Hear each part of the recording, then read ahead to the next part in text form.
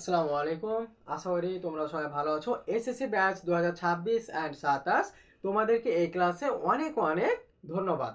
তো আজকের এই ক্লাসে ভাইয়া আমরা শিখব কিভাবে এরকম ছক দেওয়া থাকলে আমাদের মধ্যক নির্ণয় করতে হয়। ঠিক আছে, খুব সহজে আমরা আজকের এই ক্লাসে শিখব। তোমরা জাস্ট ধৈর্য সহকারে আমার এই ক্লাসটিতে মনোযোগ দাও। তো দেখো, আমার এখানে একটি ছক আছে, আমাকে নির্ণয় করতে হবে কি মধ্যক। তো মধ্যক নির্ণয় করার জন্য ভাইয়া আমাকে প্রথমেই তিনটি জিনিস লাগবে। ঠিক আছে, কি কি তিনটি জিনিস ভাইয়া? এক হচ্ছে শ্রেণীব্যাপ্তিক গণসংখ্যা আর ক্রমযোজিত গণসংখ্যা। তো মজার বিষয় হচ্ছে ভাইয়া শ্রেণীব্যাপ্তি আর গণসংখ্যা। দেখো, শ্রেণীব্যাপ্তি আর গণসংখ্যা আমার কিন্তু দেওয়াই থাকবে, জাস্ট আমাকে ক্রমযোজিত গণসংখ্যাটা বের করতে হবে। তো এখন অনেক স্টুডেন্ট আছে, তোমরা যারা ভালো তারা তো পারবাই, কিন্তু যারা তুলনামূলক একটু দুর্বল তারা অনেক দ্বিধাতে থাকে যে আমি যে এই যে মধ্যক নির্ণয় করব, তো ছকটা কিভাবে করব? ছক তো করতে জানি না ভাই আমার। আমি তো জানি ভাইয়া তিনটি জিনিস লাগে, শ্রেণীব্যাপ্তি, গণসংখ্যা আর ক্রমযোজিত গণসংখ্যা, বাট কিভাবে যে কয়টা ছক করতে হয় অনেকে দেখবে যে বেশি করে দেয়, যে নিচের দিকে বেশি করে দেয়। আজকের পর থেকে তোমাদের আর কোনো রকম একটুও ভুল ত্রুটি হবে না, জাস্ট তোমরা মনোযোগ সহকারে আমার ক্লাসটি দেখো। ঠিক আছে, তো দেখো কয়টি আমাকে এখন ছক করতে হবে, মানে কয়টা আমাকে এই যে সারি করতে হবে। তাহলে দেখো আমার এখানে কয়টা ঘর আছে দেখি তো। এই যে 1 2 3 4 5 6 7, আমার 7টি এখানে ঘর আছে। আর তার সাথে একটা যোগ করব। তুমি মধ্যক নির্ণয় করো, প্রচুরক নির্ণয় করো, বা সংক্ষিপ্ত পদ্ধতিতে গড় যাই নির্ণয় করো না কেন ভাইয়া, সবসময় একটা ঘর বেশি টানবা। এখন এই ঘরগুলো আমি কিভাবে টানবো? সমান্তরালে। তাহলে দেখো সারি করব। তাহলে এই যে 1টা 2টা 3টা 4টা 5টা 6টা 7টা 8টা কমপ্লিট। আমার 5টা থাকলে 6টা, 6টা থাকলে 7টা, 7টা থাকলে 8টা। আজকের পর থেকে তোমাদের আর কোনো সমস্যা হবে না। তো দেখো আমার শ্রেণী ব্যাপ্তি, এই যে শ্রেণী ব্যাপ্তি কিন্তু আমার দেওয়া আছে। আমি জাস্ট কি করব, দেখে দেখে বসিয়ে দেবো, তোমরাও জাস্ট দেখে দেখে বসিয়ে দেবা। তাহলে দেখো প্রথমে আছে এই যে 36 থেকে 40, 41 থেকে 45। এভাবে আমরা কি করব, এই যে দেখে দেখে সবগুলোকে আমরা কিন্তু শ্রেণীব্যাপ্তির ঘরে তুলে নিব। 51 থেকে 55, 56 থেকে 60, আর 61 থেকে 65। এই যে দেখে দেখে আমার কি শ্রেণীব্যাপ্তির কাজ শেষ। আমি এখন এই যে গণসংখ্যা দেওয়া আছে, গণসংখ্যার কলামে আমি গণসংখ্যা বসিয়ে দেব। তাহলে প্রথমে আমার আছে কত?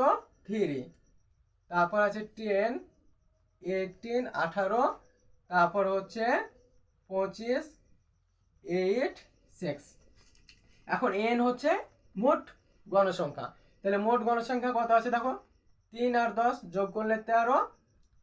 এখন 13 সাথে 18 যোগ করলে 31, 31 আর 25 56, 8 64 আর 6 সবগুলো যোগ করলে আমি পাবো কত? এই যে 77। টোটাল গণসংখ্যা হচ্ছে আমার কি n এর মান। এখন ক্রমযোজিত গণসংখ্যা, আমরা ক্রমযোজিত গণসংখ্যা দেখো ভাই খুব সহজেই নির্ণয় করা শিখবো।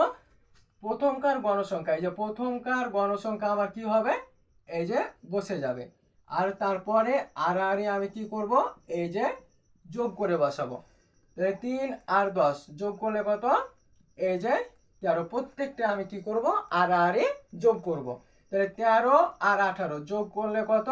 31। 31 আর 25 যোগ করলে কত? এই যে 56। 56 আর 8 যোগ করলে কত?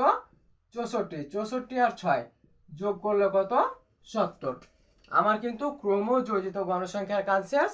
আমাকে এখন এই যে মধ্যক, এই মধ্যক নির্ণয় করার জন্য কিন্তু আমাকে ভাইয়া মধ্যক শ্রেণী বের করতে হবে। আর মধ্যক শ্রেণী কিভাবে বের করব ভাইয়া? এই যে টোটাল গণসংখ্যাকে আমি 2 দ্বারা ভাগ করব। তাহলে এখানে এই যে n ভাগ 2, তাহলে n কে আমি 2 দিয়ে ভাগ করব। এখন n এর মান কত? এই যে 70। তাহলে 70 বসে গেল, এই যে ভাগ হচ্ছে 2। তাহলে 70 কে 2 দিয়ে ভাগ করে আমি কত পাবো? অর্ধেক করলে এই যে 35। এখন আমি দেখব আমার এই 35 মানটা এই যে ক্রমযোজিত গণসংখ্যার কোথায় আছে। তাহলে প্রথমে আমার এখানে আছে 3 পর্যন্ত, এখানে আছে 13 পর্যন্ত, এখানে আছে 31 পর্যন্ত। তাহলে 3 13 31, এই কোনোটাতে আমার 35 নেই। তাহলে 35 আছে কোথায়? এই যে 56। এই 56 ঘরে আমার আছে কত? 35, কারণ 31 এর চাইতে বেশি কি এই যে 35। তাহলে অবশ্যই 35 আছে আমার এই যে 56 ঘরে, ঠিক আছে।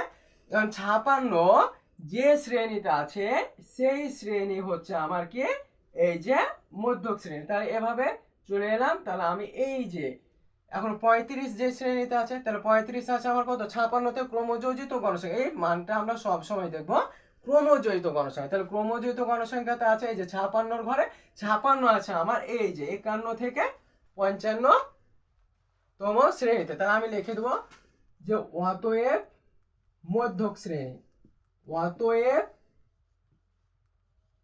মধ্যক শ্রেণী সমান 51 থেকে এই যে 55। এখন মধ্যক নির্ণয়ের সূত্র হচ্ছে ভাইয়া দেখো যে L প্লাস N ভাগ 2 মাইনাস FC গুণিত H বাই FM। এখন এই যে N ভাগ 2 এর মান তো আমি পেয়ে গেছি 35। এখন L হচ্ছে মধ্যক শ্রেণীর নিম্ন সীমা। এই যে মধ্যক শ্রেণীর নিম্ন সীমা আমার কত L এর মান কত পেলাম, তাহলে এই যে 51 প্লাস আছে প্লাস বসে গেল। n ভাগ 2 এর মান আমি কত পেয়েছি 35। তাহলে এই যে 35 আমার বসে গেল মাইনাস বসে গেল। এখন এফসি হচ্ছে ভাইয়া এই যে মধ্যক শ্রেণীর উপরের শ্রেণীর ক্রমযোজিত গণসংখ্যা। তাহলে মধ্যক শ্রেণীর পূর্ববর্তী শ্রেণীর ক্রমযোজিত গণসংখ্যা হচ্ছে আমার কার মান এফসি এর মান। আর মধ্যক শ্রেণীর গণসংখ্যা, এই যে মধ্যক শ্রেণীর গণসংখ্যা হচ্ছে আমার এফএম এর মান, ঠিক আছে। আজকে থেকে আর তোমাদের ভুল হবে না। তাহলে মধ্যক শ্রেণীর পূর্ববর্তী মানে উপরের শ্রেণীর ক্রমযোজিত গণসংখ্যা হচ্ছে এফসি মানে ক্রমযোজিত কার কোন শ্রেণীর মধ্যক শ্রেণীর পূর্ববর্তী শ্রেণীর ক্রমযোজিত গণসংখ্যা হচ্ছে এফসি। আর মধ্যক শ্রেণীর সবসময় মধ্যক শ্রেণীর এই যে শুধু গণসংখ্যাটা হবে আমার এফএম এর মান। এই যে তাহলে আমার এফসি এর মান কত পেয়েছি 31 গুণিত এই যে এফএম হচ্ছে কত, এফএম হচ্ছে দেখো এফএম হচ্ছে এই যে 25 বসিয়ে দিয়েছি এফসি। আর এফএম এর মান এখন এইচ শ্রেণী ব্যবধান কত ভাই, এই যে শ্রেণীর যে শ্রেণী ব্যবধান কত, এই শ্রেণীগুলো শ্রেণী ব্যবধান কত। তাহলে এই যে নিম্ন সীমা 36 আছে না, প্রত্যেকটা শ্রেণীর একটা জাস্ট গণনা করলে হলো নিম্ন সীমা সহ। তাহলে আমরা গণনা করব নিম্ন সীমা থেকে উচ্চ সীমা কত। তাহলে 36 37 38 39 40 কত পেলাম 5। এই 5 হচ্ছে আমার কি এইচ এর মান। জাস্ট মান বসানো আমার শেষ। এখন আমি ক্যালকুলেশন করব। তাহলে দেখো 51 বসে গেল প্লাস বসে গেল। এখন এই যে 35 থেকে 31 বিয়োগ করলে আমি কত পাবো, এই যে 4 পাবো গুণিত এই যে 5 কে আমি কি করব 25 দ্বারা ভাগ দিয়ে দেবো। তাহলে 5 কে 25 দ্বারা ভাগ করলে আমি পাবো কত, এই যে 0.2। তাহলে এই যে 51 এই যে 51 যোগ এখন এই যে 4 কে আমরা কি দিয়ে গুণ করব 0.2 দিয়ে গুণ করব। তাহলে কত পাবো, এই যে 0.8। এখন যোগ করলে আমরা পাবো 51.8। এটাই হচ্ছে আমার কি মধ্যক নির্ণয় শেষ। আশা করি তোমাদের ছক করা নিয়ে মধ্যক নির্ণয় করা নিয়ে মধ্যকের যে প্রত্যেকটার মান বের করা নিয়ে তোমাদের আর কোনো সমস্যা হবে না। জাস্ট তোমরা শুধু আমার এই ক্লাসটি মনোযোগ সহকারে করো এবং জাস্ট 1 থেকে 2 বার প্র্যাকটিস করো, ইনশাআল্লাহ তোমাদের আর কোনো টেনশন করতে হবে না মধ্যক নির্ণয় নিয়ে। আর প্রত্যেকটারই টাইপ ভিত্তিক ক্লাস পেতে তোমরা আমার চ্যানেলটিকে সাবস্ক্রাইব করে পাশে থাকো এবং প্রস্তুতি সম্পূর্ণ করে পরীক্ষায় একটা বাজিমাত করো এবং নিজেদের স্বপ্ন পূরণ করো ইনশাআল্লাহ।